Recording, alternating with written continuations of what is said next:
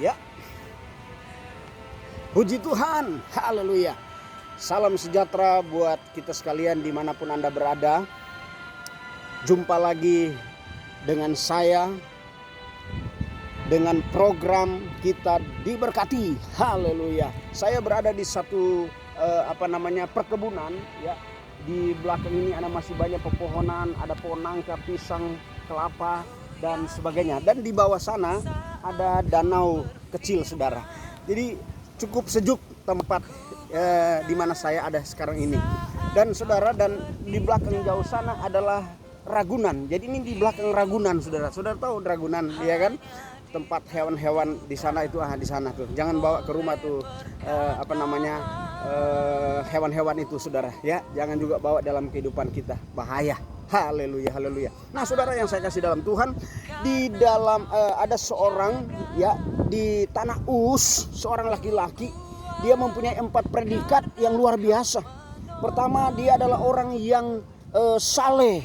Kedua, dia adalah orang yang jujur. Dan yang ketiga, dia adalah orang yang takut akan Tuhan. Dan yang keempat, yaitu predikat yang keempat, dia adalah orang yang selalu mau menjauhi segala kejahatan, saudara.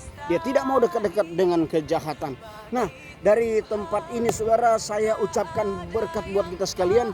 Kita akan belajar dari seorang laki-laki ini. Dan laki-laki ini bernama Ayub dari Tanah Uz. Nah, saudara yang saya kasih dalam Tuhan, puji Tuhan, puji Tuhan. Saudara, mestinya dengan dia memiliki 4 predikat ini, dia sudah layak untuk mendapatkan berkat berlipat kali ganda. Tetapi kenapa? Ya, dalam pembacaan yang akan saya sampaikan sebentar, saudara, dalam Ayub pasal 1 dan ayat 1, dan kemudian di dalam Ayub pasal 42 ayat yang ke-6, dan juga di dalam Ayub 42 ayat yang ke-10, ya. Nanti saudara akan baca di rumah, saudara akan baca ayat ini akan membawa kita untuk kita mendapatkan berkat berlipat kali ganda, saudara. Nah, ternyata, saudara, ya, Ayub walaupun dia sudah memiliki 4 predikat tadi, yaitu saleh, jujur, takut akan Allah, menjauhi kejahatan, tapi itu ternyata belum cukup untuk dia menarik berkat Allah lipat kali ganda.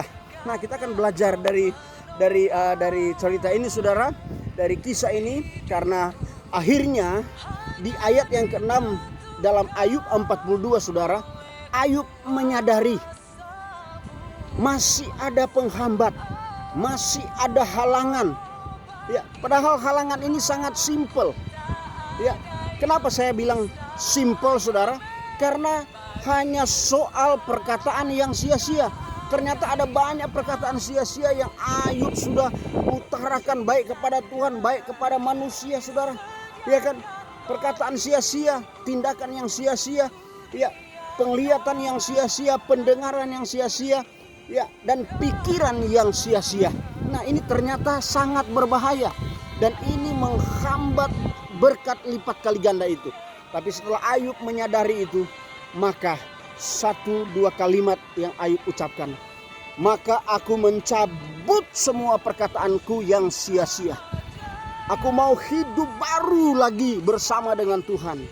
Dan setelah dia lakukan itu, ada rekonsiliasi Allah dengan Ayub dan Ayub dengan Allah, saudara.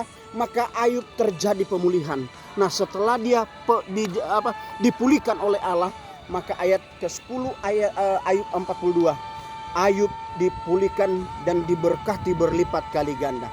Dan perjalanan selama dia mengalami berkat lipat kali ganda itu, saudara, Ayub masih hidup 140 tahun. Baru dia meninggal alias mati tua, saudara. Ya, ini gambaran bagi setiap kita dimanapun kita berada, saudara. Haleluya. Dari tempat ini, biar kita mau belajar dari kisah ini, supaya kita juga akan mengalami seperti Ayub.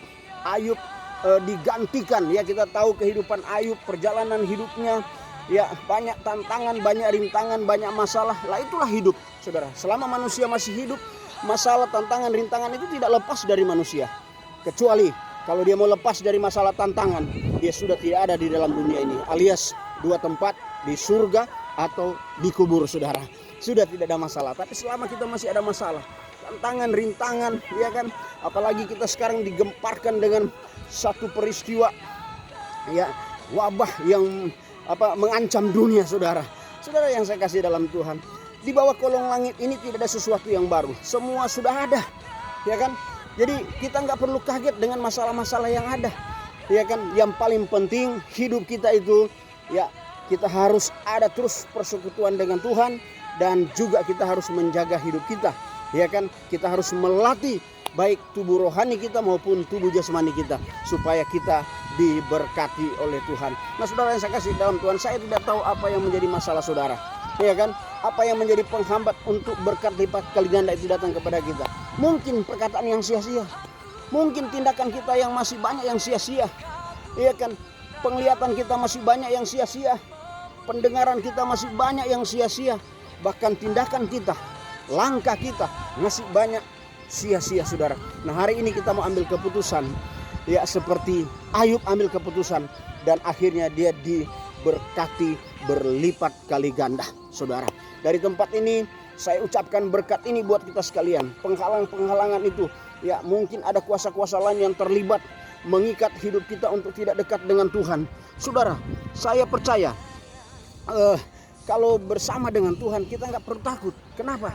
Karena Tuhan ada bersama dengan kita, dan kalau Tuhan bersama dengan kita, pasti Tuhan akan menyertai kita. Jadi kita tidak perlu takut dengan keadaan, situasi, kondisi dunia yang semakin jahat ini. Karena memang inilah tempatnya. Kita sedang berperang, kita sedang bertarung, iya kan? Mampukah kita untuk menang di dalam persoalan-persoalan yang kita hadapi? Saudara, dari semua kejadian yang Tuhan izinkan, pertama ada maksud Tuhan. Kedua, kita lihat sisi positifnya, ya kan. Dengan cara ini ada banyak juga orang diberkati. Memang saya tahu ada banyak juga yang meninggal, tapi kalau bagi saya orang yang sudah meninggal itu berarti sudah selesai rumahnya di surga. Artinya, ya, dia sudah selesai di dunia ini. Nah jadi mari kita mau belajar dari setiap kebenaran firman Tuhan, karena hanya firman Tuhanlah jawaban dalam hidup kita, dan hanya firman Tuhanlah yang adalah terang bagi jalan kehidupan kita. Dari tempat ini saya mau berdoa buat saudara, dimanapun Anda berada. Saya percaya Tuhan yang sama, Tuhan ada di tempat saudara juga, karena Dia ada di mana kita berada. Dia hanya sejauh doa. Waktu kita teriak minta tolong, maka Dia akan menjawab permintaan kita. Saya percaya dan mengabulkan setiap permintaan kita. Mungkin ada di antara saudara yang sakit saat ini, mungkin ada di antara saudara yang sedang bimbang, ya kan. Apalagi dalam keadaan ini kita sedang distancing, ya. Kita harus dirumahkan dulu untuk sementara saudara, ya kan. Ada banyak hal yang Tuhan izinkan terjadi untuk kita memperbaiki hidup rumah tangga kita, keluarga kita saudara, ya. Kita boleh bersama-sama, dan saya percaya itu juga adalah salah satu maksud Tuhan untuk ada kejadian seperti ini. Contoh, berulang-ulang kali saya sampaikan, DKI sudah berganti gubernur untuk mencari solusi bagaimana supaya tidak macet saudara, ya kan. Karena ada dua masalah di DKI, macet dan banjir saudara, yang sampai hari ini belum terselesaikan. Ternyata Tuhan izinkan ada corona, haleluya, COVID-19 saudara. Jakarta sekarang langgeng, Jakarta sekarang tidak macet lagi saudara, ya kan. Hanya satu-satu kendaraan yang ada di luar. Nah hanya sekejap Tuhan memberikan solusi dan semuanya menjadi beres. Nah dari tempat ini saya izinkan saya mau berdoa buat saudara. Bapa, dalam nama Tuhan Yesus, Engkau melihat setiap mereka, saudara-saudaraku yang sedang sakit, baik yang ada di rumah mereka maupun yang ada di rumah sakit, bahkan yang sudah terjangkit COVID-19. Kami percaya darahmu sudah tertumpah, tubuhmu sudah tercabik-cabik, yang di dalamnya mempunyai kuasa untuk menyembuhkan semua penyakit. Aku perintahkan semua penyakit dalam nama Yesus, engkau keluar dari tubuh, jiwa, roh umat Tuhan.